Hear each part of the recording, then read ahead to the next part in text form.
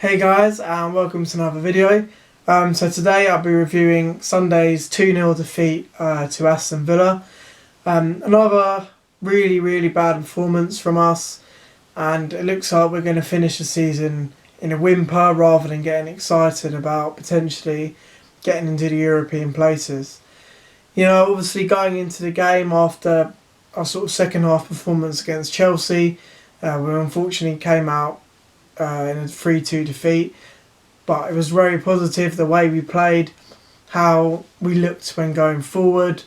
The defence looked a little bit better, midfield was playing a little bit better, and you know, we thought, yeah, let's just go for against Villa, let's get a win, bit of confidence back, a little bit of positivity amongst the fan base, you know, that kind of thing.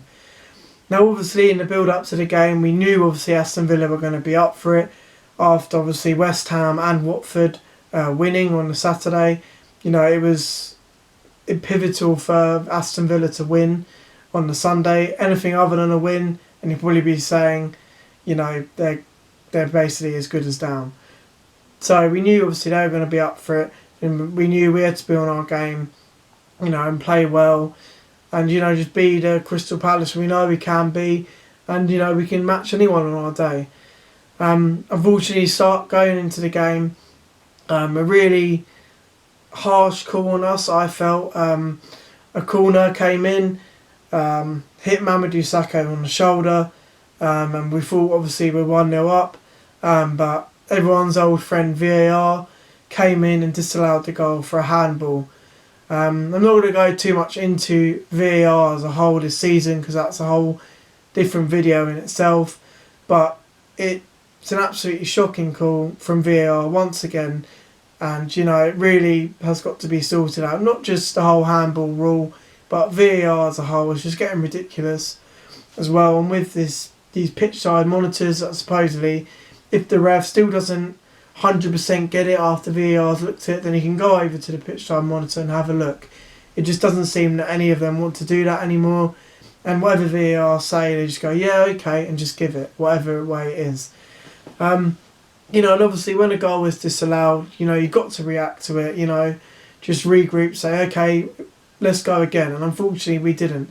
From then on, really, it was a toothless performance, basically.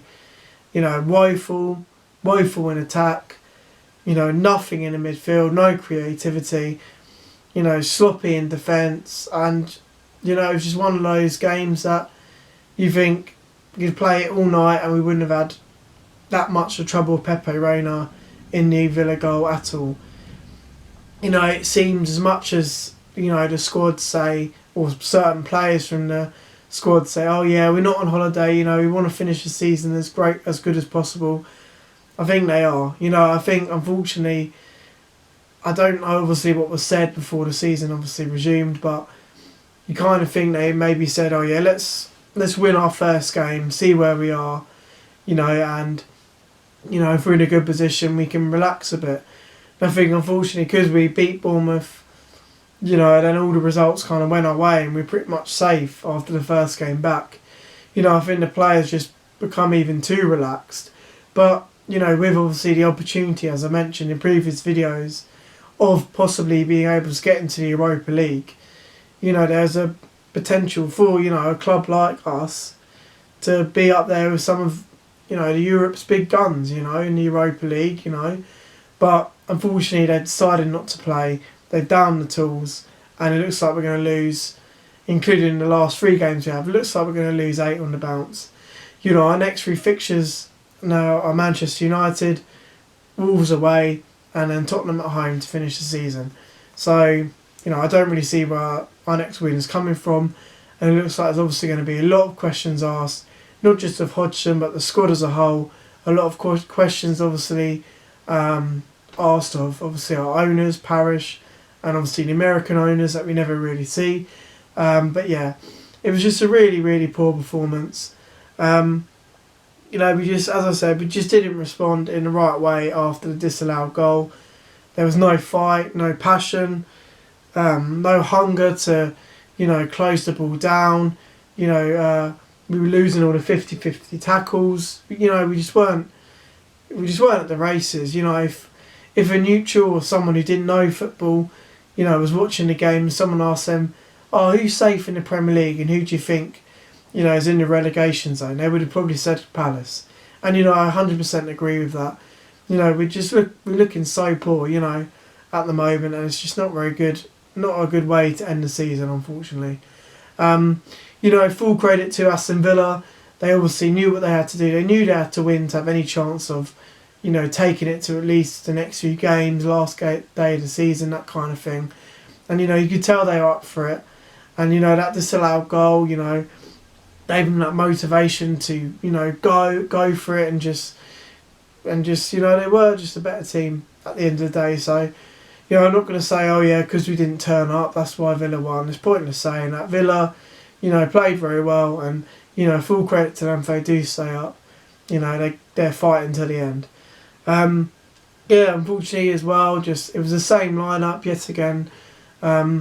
You'd think because we are safe, you'd maybe think he would give chances to a few of the players, that can maybe sort of put, knock on the door of the other players that, that are comfortable in the first team, that kind of thing. Maybe I would have liked to see Max Meyer, Jairo Riedewald. I would like to see maybe some of the youngsters come in, like Mitchell, Perrick, Woods in the defence. But, it's just the same squad all the time and the same substitutions. McCarthy came on, Riedewald came on, Max Meyer came on, and Townsend came on. Exactly the same substitutions, yes again. And it's just poor. It's just very, very poor. And, there's definitely a lot to ponder and a lot of questions to be asked, as I've already said, at the end of the season. I don't really see us getting anything out of the next 3 games. It's a shame to be so negative, about your football club, but, watching the football since the Bournemouth game, it's just been poor. There's just been no fight at all. And that's just, as I said, we're ending the season, in a whimper rather than thinking, oh yeah, we could potentially get in Europe. But unfortunately, it's just not going the way we would like it to go. Again, Zaha very poor. Our main players, Benteke, just wasn't in the game at all. Looked frustrated. And again, another poor performance from Milivojevic. But somehow he still keeps his place. That's what I don't understand. People seem to think in our squad, even if you have a bad game, so it doesn't matter, I'm going to be in the squad the next game. And, that's unfortunately the mentality of our squad at the moment. And I think that's wrong. Obviously as well, Benteke, he got sent off after the final whistle for persistent arguing with the ref.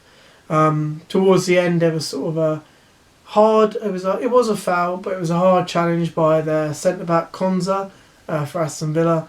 Benteke, took umbrage to that and wasn't happy with it, and they were continually speaking. Fortunately by then, Sky was focusing on the next match after the Palace Villa game, so I didn't see it. But as far as I know, it was a persistent argument with the referee. The referee gave him a straight red, and he's going to miss the next 3 games, which is all the games you have left. So that's potentially last game we will see Benteke in a Palace shirt.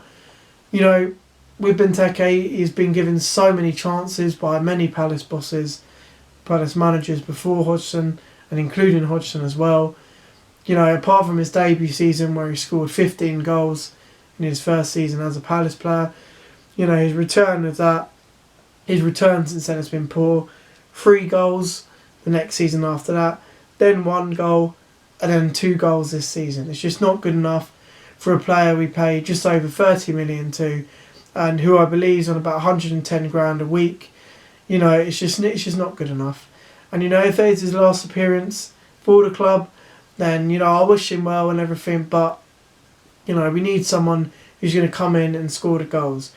Because if we're calling ourselves an established Premier League club, which many people would probably say we are now, and we want to take that next step, which the next step is consolidating top half and maybe pushing for Europe. Too many times we see the season fizzle out and we end up finishing the bottom half, and people go, oh yeah, it's a good season, even though we had a chance of getting in the top half. Definitely next few seasons, We've got to sign the right players in, get some younger, fresher players into the squad, and consolidate a top half finish, potentially getting on the outskirts of the Europa League places. You know, obviously we've got the oldest squad in the Premier League. You know, it's evident changes need to happen, and definitely at the end of the season, everyone needs to sit down, and we need to sort out a plan for the club. For the next few seasons. It's not good enough just being happy having a Premier League place.